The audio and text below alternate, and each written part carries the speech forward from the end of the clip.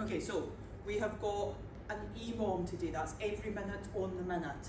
And what you are going to do is each minute, at the start of the minute, you're going to start a new movement.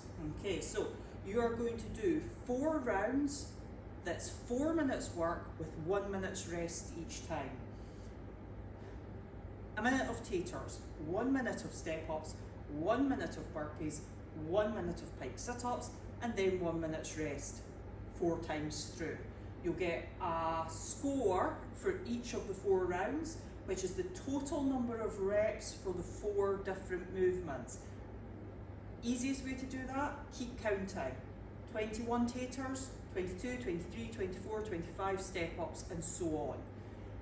The easiest way to scale the taters is just to change the weight. Okay, so here's what a tater looks like.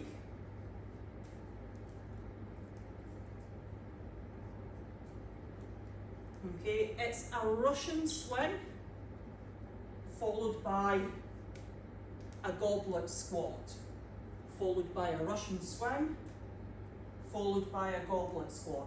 When you're doing these, make sure that you very distinctly do 2 separate movements. The Russian swing is hips back behind your heels as you lean over. When you lean over, your hands don't need to go any lower than your knees, okay? So lean over, and then a nice strong hip extension will bring the weight up, guide it in towards your chest, and then you follow with a squat. Then it goes back to the Russian swing, back to a squat. Note the difference. Not very much bend in your knees for the Russian swing, and then when it comes to the squat, a lot of bend in your knees. Okay, so hips back, hips down. You'll not score a huge number of taters in a minute, so don't worry about that.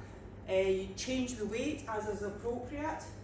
You can do them with a dumbbell as well, okay? So be careful, stand a wee bit closer so you can see this. Be careful how you hold and catch the dumbbell. Okay, so it's got a swing, and then you'll probably catch it like that for the squat. Okay, goes to the swing and the squat. Okay, it should feel fairly natural. You could hold it something like this as well, and then you've got the swing and the squat like that. Okay, so plenty of options. For the step-ups, you can do the step-ups, of course, with no weight and at any height, okay, as is appropriate for you, or you could hold a weight in each hand.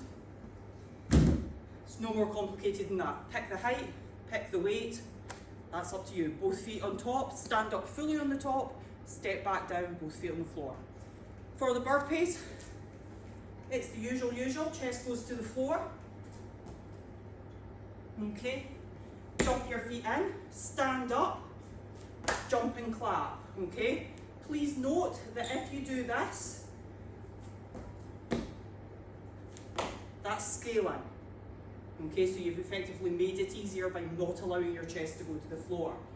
What is not scaling, okay, so this isn't scaling, is stepping back all the way to the floor, and then getting back up on your feet any way that you like, and then doing the jump and clap. That is not scaling, okay? So that's just as good as jumping in and out. If you need to scale, you can jump in, out without your chest touching the floor, or you can put your hands on a raised surface.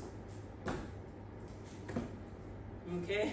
If you don't jump and clap, that is also scaling, okay? So if you just stand up without the jump and clap, you've also scaled it. Okay, for the pike sit-ups, I appreciate, as I always say, I know pike sit-ups are hard, okay?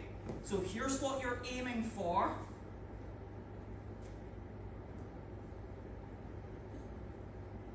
You're aiming for your legs and your upper body to come up at the same time.